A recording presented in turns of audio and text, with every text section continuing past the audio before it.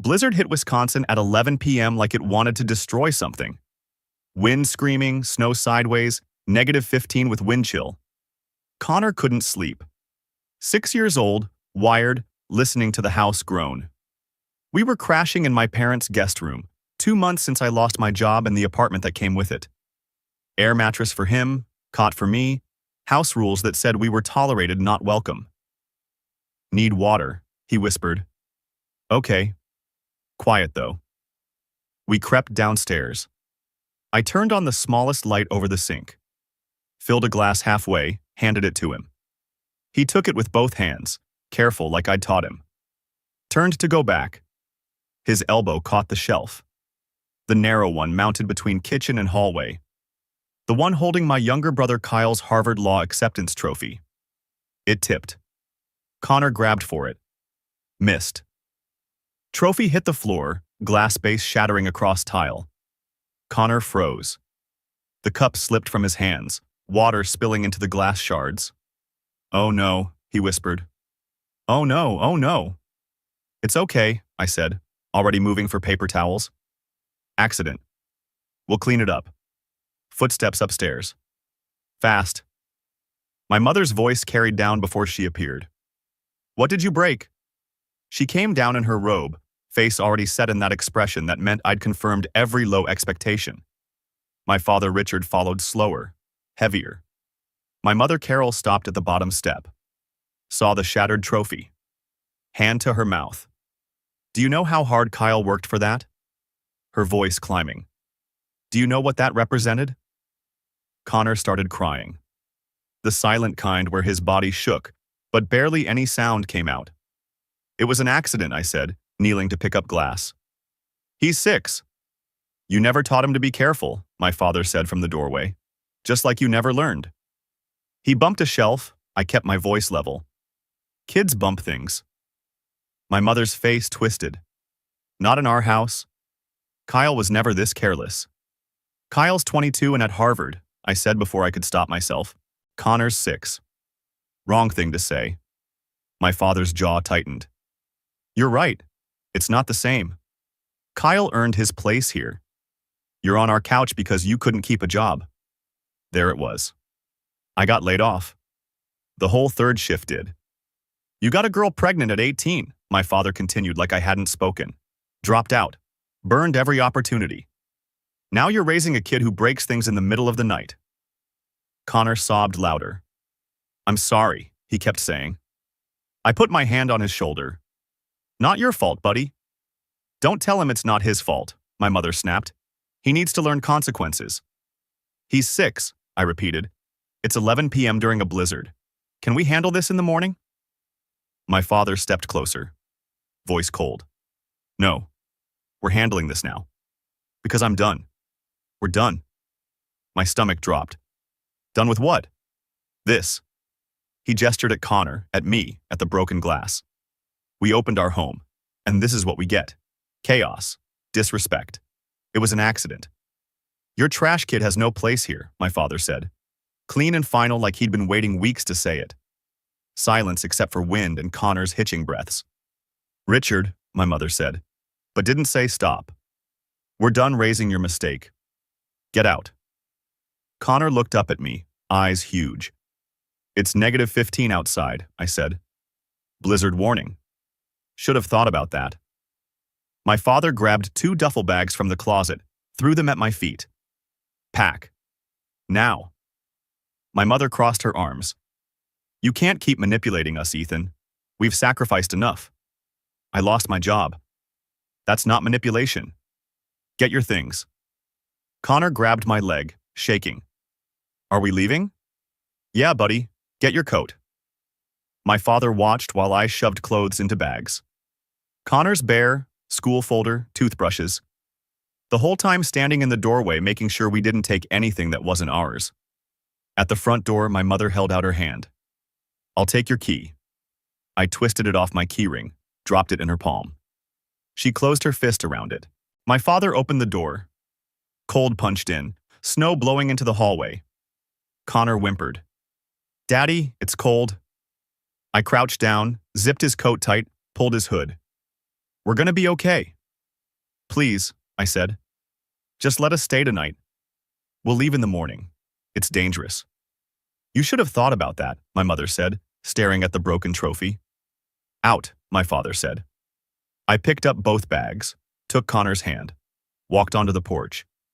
Door slammed. Lock clicked. Connor started crying for real now. Full sobs.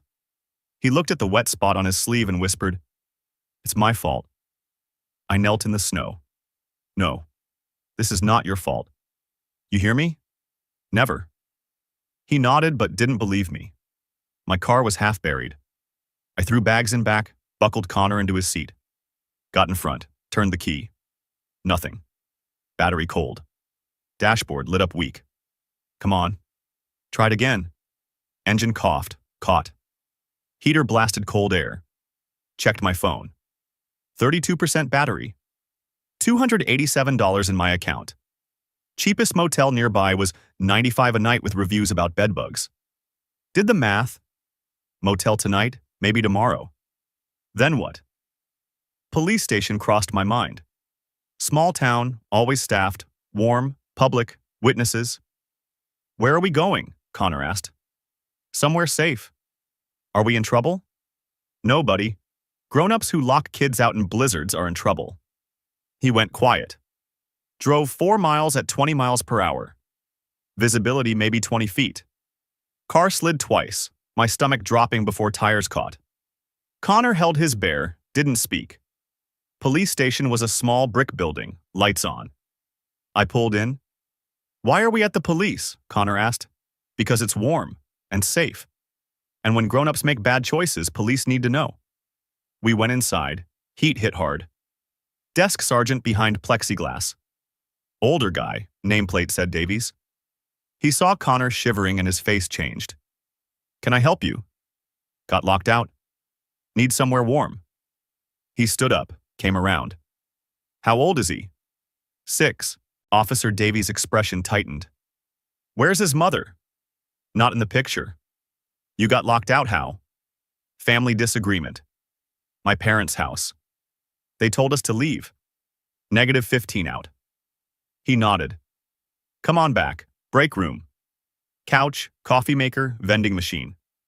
He handed Connor a blanket. Sit. I'll be back. Connor climbed on the couch, pulled the blanket over himself. Within minutes, he was asleep. Davies came back with a notepad. Need some information. Full name? Ethan Harrison. Address? As of 2 hours ago, none. He wrote that down. Previous address? Gave him my parents' street. Explained in short sentences. Lived there 2 months. Tonight, Connor broke something. They told us to leave. Took my key. Davies listened. When I finished, you got somewhere tomorrow? I'll figure it out. He tapped his pen. Ethan, I'm calling this in. Child Protective Services. My stomach dropped. Figured. You're not upset? Kid's 6. Blizzard. You had to. He nodded. Stepped into the hall, made the call. Came back 5 minutes later. Someone's coming. They're also sending a worker to your parents' address. Tonight? Tonight? Weather emergency, minor child. They don't wait. My chest tightened. My parents were going to lose it. An hour passed. Connor slept hard. I drank bad coffee, stared at my phone. 18 missed calls. Voicemails I didn't listen to. Text from my mother, how dare you involve police? I didn't respond. Put the phone face down. Davies' phone rang. He answered, listened, came back. That was the caseworker. Janet Sims. She just left your parents' place. Wants to talk to you. Speaker okay? Yeah. He dialed, hit speaker. A woman's voice came through, professional. Mr. Harrison? Yes, ma'am. Janet Sims, Child Protective Services. Direct question. Did you leave that house voluntarily tonight? No, ma'am. They locked the door and took my key. That matches what I observed. Describe where you and Connor lived. Guest room. Connor on an air mattress, me on a cot. Your mother showed me a guest room full of boxes and your brother's belongings. No bed. That's it.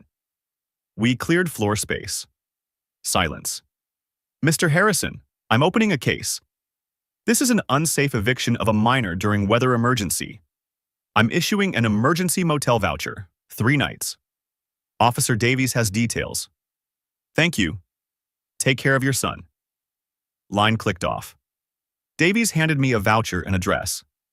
Motel 6 blocks away, prepaid through the weekend. You're set. I looked at Connor asleep on the couch. 12 hours ago I had a family. Now I had a case number and a voucher. But Connor was warm. Safe. That was enough. I picked him up, blanket and all. He barely stirred. Davies held the door. Drive safe. The blizzard was clearing. Snow lighter now. Sky starting to pale at the edges. I buckled Connor in, drove 6 blocks to a motel that wasn't great but had heat and working locks. Checked in. Carried Connor to the room. Laid him on the bed, still in his coat. He rolled over, grabbed his bear, didn't wake. I sat by the window and watched the snow. Phone buzzed. More calls. I turned it off. Somewhere across town my parents were awake, furious, crafting their version where I was ungrateful and out of control. Let them. I'd learned you can't control what people say. Only what you do next. And what I did next was make sure my son had a roof and heat and safety. Everything else could wait. Woke up in the motel to my phone vibrating itself off the nightstand. Connor was still asleep, sprawled across the bed with his bear tucked under one arm. Picked up the phone. 18 missed calls. All from my parents' number, my mother's cell, 2 from numbers I didn't recognize. Checked voicemails. Put it on speaker low so Connor wouldn't hear. First one, my mother. Ethan, call us. We need to talk about this. Second one, hour later. Her voice tighter. I don't know what you told those people, but you need to fix this. Third one, my father. You involved the state in family business. That's unforgivable. Fourth one, my mother again, crying now. How could you do this to us, after everything we've done for you? I deleted them all. Put the phone on silent. Connor stirred, opened his eyes. Where are we? Motel. We're safe. He sat up, looked around the room like he was checking if it was real. Can we stay here? For a couple days. Then we'll figure out next steps. He nodded. Didn't ask about my parents.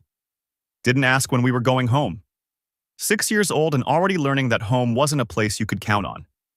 2 days later, Janet called.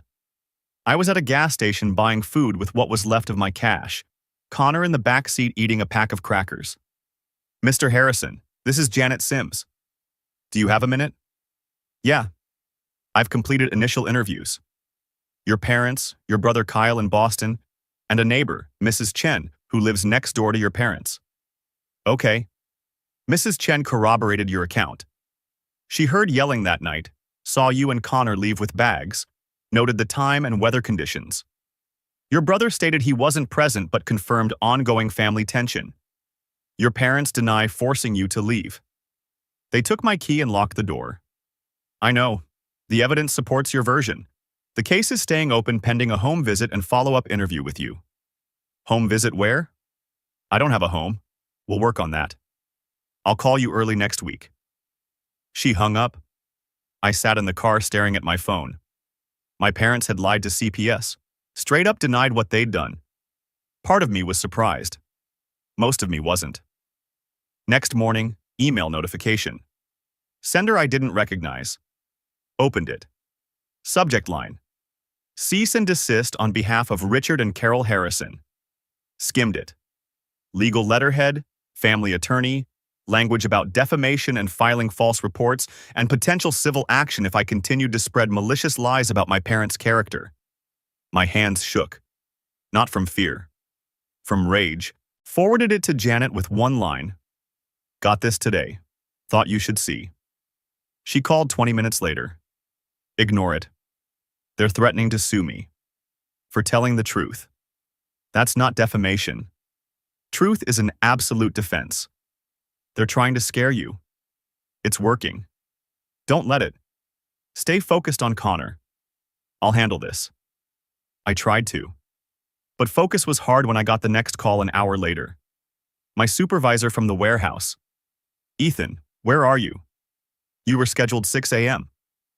My brain blanked. I'd completely forgotten my shift. Between the lockout and CPS and the motel and everything, work had fallen off my mental radar entirely. Family emergency, I said. My son, we had to, I can explain. This is your third no-call, no-show this month. I was laid off. You hired me back part-time 3 weeks ago, and you've missed 3 shifts without calling in. I can't keep doing this. You're terminated effective immediately. The line went dead. I sat in the motel parking lot with the engine off and the heat fading and tried to figure out how this had all fallen apart so fast. 72 hours ago, I had a roof and a job. Now I had neither. Connor was inside watching cartoons on the motel TV. Didn't know his dad had just lost the only income we had. That night, Connor woke up screaming. I bolted upright, reached for him in the dark. "You're okay? You're okay," I said, pulling him close. "Just a dream." He was shaking, gasping. They locked the door. I couldn't get in. It was cold. "We're not there anymore, buddy. We're safe." He cried into my shoulder for 10 minutes before falling back asleep. I stayed awake the rest of the night watching him breathe. Next afternoon, my phone rang. Unknown number. Normally I wouldn't answer, but something made me pick up. Ethan? Kyle? My younger brother? Harvard Law, golden child, the one who'd gotten out and never looked back? Yeah. What on earth, man? Mom called me crying saying CPS showed up. Dad's talking about lawyers. What's going on? I explained. Short version. Trophy, lockout, blizzard, police station, CPS. Silence on his end for a long moment. Then, Dad said, "You attacked him." "And you believed him?" More silence. "I didn't attack anyone," I said. "Connor accidentally broke a trophy. They kicked us out during a blizzard. That's it." Kyle exhaled. "Mom said you manipulated the police. I drove to a police station and said we got locked out. That's not manipulation. That's survival. Why didn't you call me? You moved to Boston to get away from this family, Kyle. Why would I call?" He didn't answer that. "Look, I don't know what to believe. Believe what you want. I've got enough to deal with." I hung up. Felt bad about it for maybe 5 seconds. Then moved on. The motel voucher ran out on day 3. Janet called that morning. I found emergency housing, transitional shelter for single parents. It's not permanent, but it's safe and warm and supervised. My pride tried to fight it. I don't need charity. Connor needs stable housing. This gets you both stable while you find work. There's a bed for him, a cot for you, shared kitchen, case management support. I closed my eyes. Okay, she texted me the address. I packed our 2 duffel bags, checked out, drove across town to a low brick building with a sign that said Family Haven. Inside, small rooms, clean but worn. Met the director, signed paperwork, got assigned a room. 2 other single dads living there, one with a toddler, one with twin 8-year-olds. They nodded when we walked in, didn't ask questions. Connor got a narrow bed with a donated comforter. I got a cot. Our stuff fit in one closet. "You'll be okay here," one of the dads said. Jerome, mid-30s, kind eyes. His son was 3, playing with blocks in the corner. "We all been where you are." "Thanks." That evening, I was in the shared kitchen making mac and cheese from the food pantry when someone knocked on the front door. Director answered. I heard my mother's voice. "I need to speak to my son." "Ma'am, residents have to approve visitors." The director came to find me. "Your mother's here. I don't want to see her. She's asking to talk to you. I can tell her to leave." "I'll handle it." Went to the front lobby. My mother stood there in her coat, face blotchy from crying. She saw me, and her expression crumpled. "Ethan, please. Can we talk? What's there to talk about?" "I need you to come home. This has gone too far." "CPS? Lawyers? You living in a shelter? It's insane. You kicked us out." "We were angry. People say things when they're angry." "You called Connor trash." "I didn't mean it." "You meant it." Her face hardened. "You're punishing us. You know that?" You're using Connor to punish us. I stared at her. You locked a 6-year-old out in a blizzard and I'm the one punishing people? If you would just apologize and come back, we could fix this. Apologize for what? For involving the police. For making us look like monsters. I turned around and walked back inside. She called after me, but I didn't stop. Director locked the door behind me. You good? Yeah. Few days later, Janet scheduled a formal interview. Came to the shelter, sat with me in a small office, notepad out. I need to ask about your history with your parents. Pattern of behavior? Prior to the lockout, were there other incidents? I thought about lying, making it sound better than it was.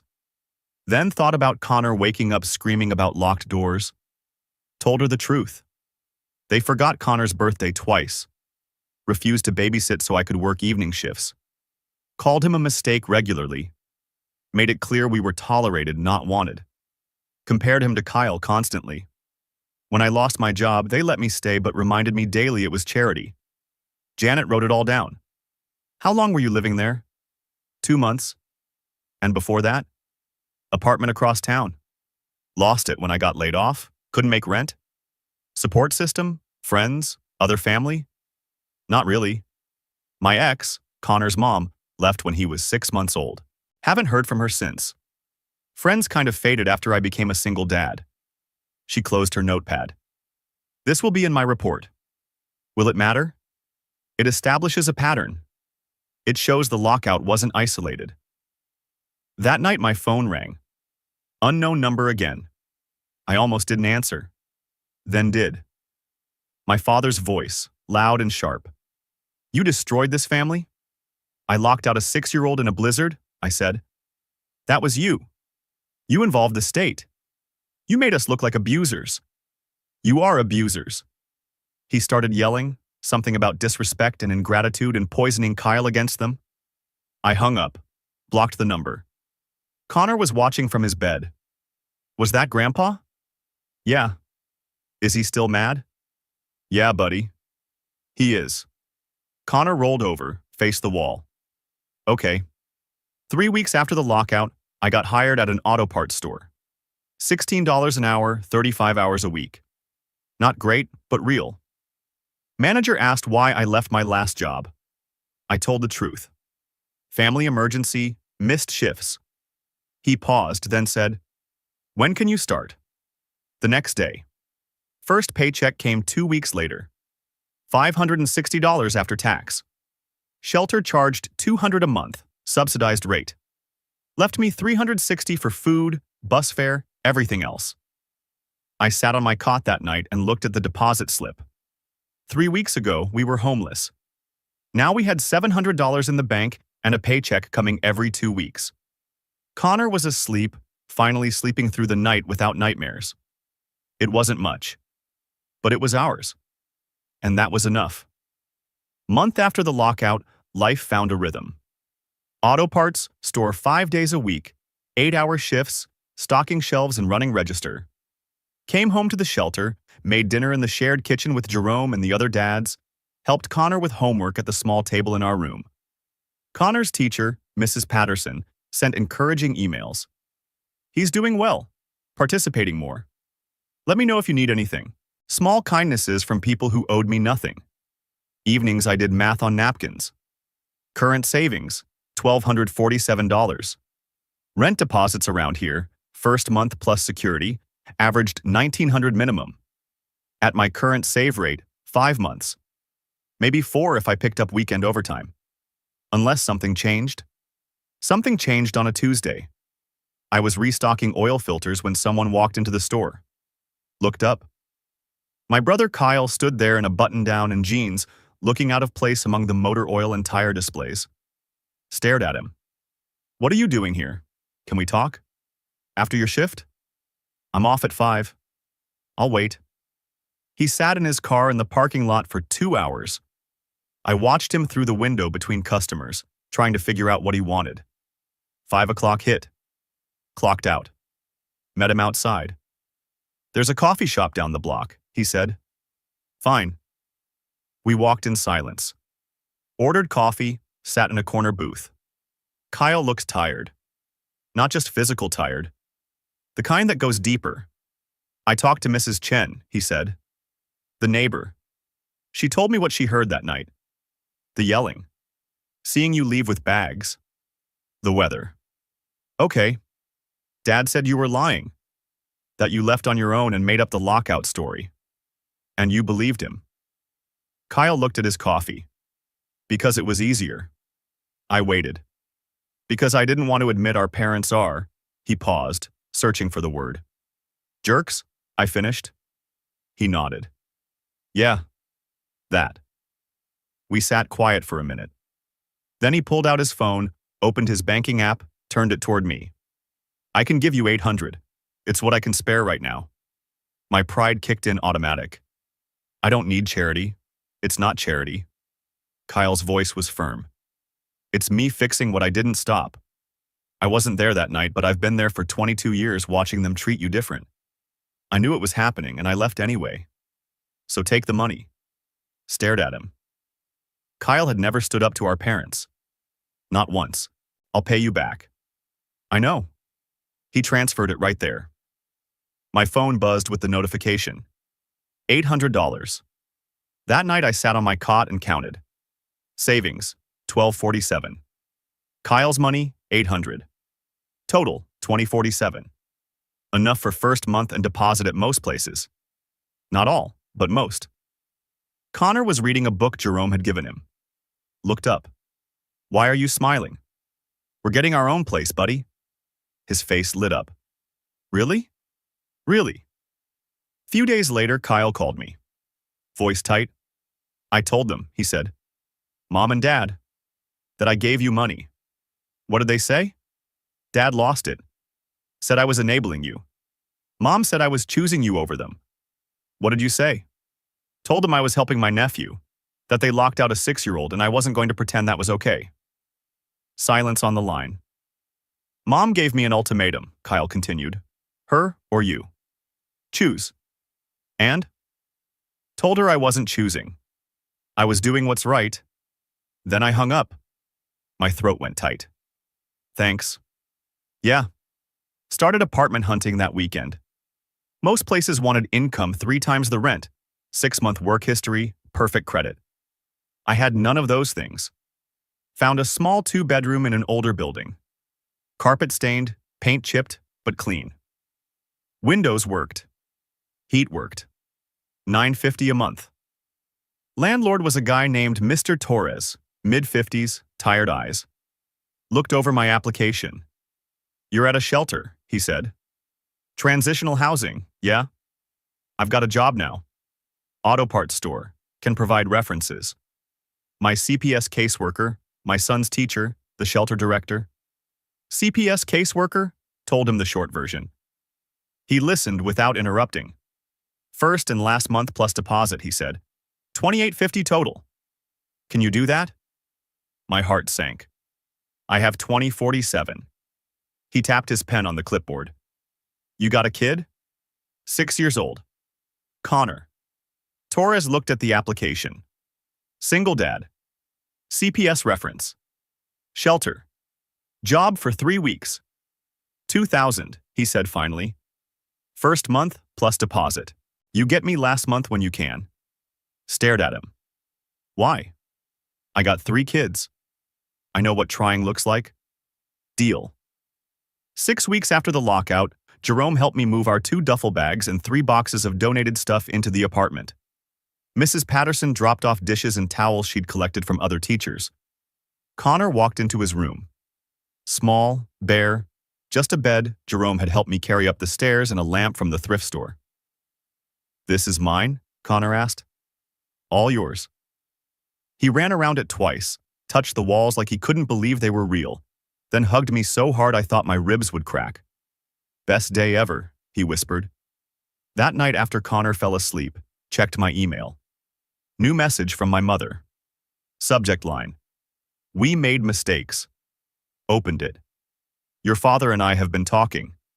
We reacted poorly that night. The trophy incident was unfortunate. But family is family. Kyle won't speak to us because of you. Please. Let's have dinner and work this out. Read it twice. Looking for an apology to Connor. Didn't find one. Looking for accountability. Found blame instead. Because of you. Deleted it. Week later, Janet showed up for a home inspection. Walked through the apartment, checked Connor's room, opened the fridge, tested the smoke detector. "Can I talk to Connor alone for a minute?" she asked. "Sure." Waited in the hallway. Heard her voice through the door, quiet and kind. "Do you feel safe here?" Connor's response, immediate. "Yeah, I have my own bed." Janet came out smiling. "You're doing good." "Thanks." She sat with me at the kitchen table. Small, wobbly, donated from the shelter. Pulled out a folder. "Case is closed," she said. "You're employed, housing is stable, Connor's thriving. No safety concerns." Handed me a copy of the file. "This is yours. For your records." After she left, I opened it. Flipped through interview transcripts. My mother's words typed out clean and cold. "He's always been difficult. This is just another manipulation." My father's. "We have rights. This is government overreach." Then Mrs. Chen, the neighbor.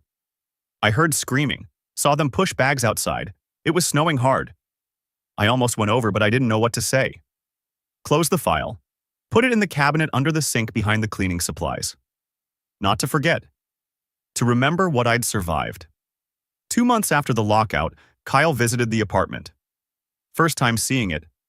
Brought pizza, played cards with Connor on the living room floor, laughed when Connor beat him in a race. "Is Uncle Kyle staying?" Connor asked at bedtime. Looked at Kyle. "You're always welcome here." Kyle's eyes went wet. "Thanks." After Connor fell asleep, we sat on the couch with cheap beer from the corner store. "Mom calls me every day," Kyle said. Crying. Asking me to fix this. And? Told her there's nothing to fix. "You didn't break anything." We sat quiet. Drank our beers. Watched some game on TV neither of us cared about. That night after Kyle left, I pulled out the file Janet had given me. Read through it one more time. My parents' version. My version. Mrs. Chen's version. Only one of those versions had a 6-year-old shivering on a porch in a blizzard. Put the file back in the cabinet. 2 months ago, we'd been locked out with nowhere to go. Tonight, Connor was asleep in his own room in our apartment with food in the fridge and heat that worked, and a door I had the only key to. My parents wanted dinner and reconciliation, and for me to apologize for ruining their reputation. They could want. Connor was safe. That was the only thing that mattered. Everything else could wait forever. 6 months later, life looked different. Got promoted to assistant manager at the auto parts store, $18.50 an hour. Connor was thriving. Straight A's and B's, 3 friends he talked about constantly, soccer on Saturdays that he loved even though he wasn't very good. Small apartment, tight budget, but stable. Kyle visited every few weeks, always brought food or small gifts for Connor, stayed for dinner, helped with homework. My parents, 0 contact. Numbers blocked, emails filtered to trash. Life was quiet, predictable, safe. Then Kyle called on a Wednesday evening. "Grandma passed," he said. "Heart attack. Funeral Saturday." Long pause on my end. "I'm sorry. I know you were close." "Will you come?" "I don't know. They'll be there." "I know." Heard footsteps behind me. Turned. Connor stood in the doorway, eyes wide. "Are we going?" he asked after I hung up. Sat down with him on the couch. "Do you want to go to Great-Grandma's funeral?" He was cautious. "Will Grandma and Grandpa be there?" "Yes." "Will they be mean?" "I don't know." "Maybe." Connor thought hard, chewing his bottom lip the way he did when making big decisions. "I don't want to go," he said finally. "Okay, you can stay with Jerome. I'll go by myself." "Why are you going if I'm not?" "Because it's the right thing to do. Even when it's hard." Saturday came cold and gray. Left Connor with Jerome, drove an hour to the small church in my parents' town. Arrived late on purpose, slipped into the back pew. My parents sat in front. Mom in black, thin and pale. Dad next to her, rigid. They saw me. Mom's face crumpled. Dad's hardened. I didn't move, didn't approach. Just sat. Service was short, generic words about a woman I'd known but never been close to because my parents had always kept distance between us. Like they'd been ashamed. Burial was outside in the cemetery, snow dusting the headstones, wind cutting through coats. People dispersed after the pastor finished. I turned to leave. You came. My father's voice. Turned around. He stood 3 feet away, hands in his coat pockets. Nodded. Your grandmother asked about you, he said. Before she passed. What did you tell her? He shifted. Uncomfortable. That you were going through something. You mean you didn't tell her you locked me and Connor out in a blizzard? His jaw tightened. We did what we thought was right. Then you have nothing to apologize for. Walked away. He didn't follow. Got to my car. Reached for the door handle. Heard footsteps. My mother. Face red, crying. Please. Can we talk? Tired. Bone deep. Tired of this. What's left to say? I miss Connor. I miss you. Felt the pull. The old wound that wanted to believe maybe this time would be different. Stayed firm. You called him trash, Mom. To his face. She sobbed. I know. I'm so sorry. I was angry. I didn't mean it. You meant it. You've always resented him. That's not true. Pulled out my phone, opened email. If you want any chance, here's what I need. She stared. What? I'll email you. Conditions. Non-negotiable. You meet them or we're done. Forever. Drove home. Sat at the kitchen table. Typed out the email with Kyle CC'd. Subject. Conditions for contact. 1. Both parents attend family therapy. Provide proof. 2. Written apology to Connor. I approve before you send. 3. No comments about my parenting, finances, or past. 4. Supervised visits only. Public places. 1 hour maximum. 5. 1 violation equals permanent no contact. Stared at it for 5 minutes. Finger hovering over send. Sent. 3 days later, 2 responses. My father's came first. These demands are insulting. We are your parents. When you're ready to act like an adult, call us. Deleted it. My mother's came an hour later. Your father doesn't speak for me. I'm starting therapy this week. Attach the appointment confirmation. I'm writing Connor's letter. I'll send you a draft first. Please. I want to try. Opened the attachment. Real therapist, real appointment, scheduled for next Tuesday. Called Kyle. Read him both emails. What are you going to do? He asked. I don't know yet. Part of me wants to believe her. And the other part? Remembers every time she chose him over me. Year later, Connor turned 7. Small birthday party in our apartment. Balloons, cheap decorations, cake from the grocery store bakery. Jerome came with his son. Mrs. Patterson brought a card and a book. Mr. Torres, our landlord, dropped off a gift card. Kyle drove in from Boston with a remote control car that Connor screamed over. My mother came. Supervised, 1 hour, on her best behavior. She'd been to therapy for 8 months. Sent me proof every week. Wrote Connor a letter I'd approved after 3 drafts. Visited twice supervised before today. Short visits. Careful visits. Her learning how to be a grandmother without being cruel. My father refused therapy, refused to apologize, refused everything, wasn't invited. Mom brought a Lego set, the exact one Connor had mentioned once 3 visits ago. He opened it, looked at her, said thanks, Grandma, with politeness but not warmth. She stayed for cake, helped clean up, hugged me before leaving. Thank you for this chance, she whispered. Nodded. Didn't say you're welcome. Wasn't there yet. That night, Connor climbed into bed with his new Lego set on his nightstand. Is Grandma going to visit again? He asked. Maybe, if she keeps trying. What about Grandpa? No, buddy, not unless he changes. And I don't think he will. Connor yawned. Okay. Fell asleep 2 minutes later.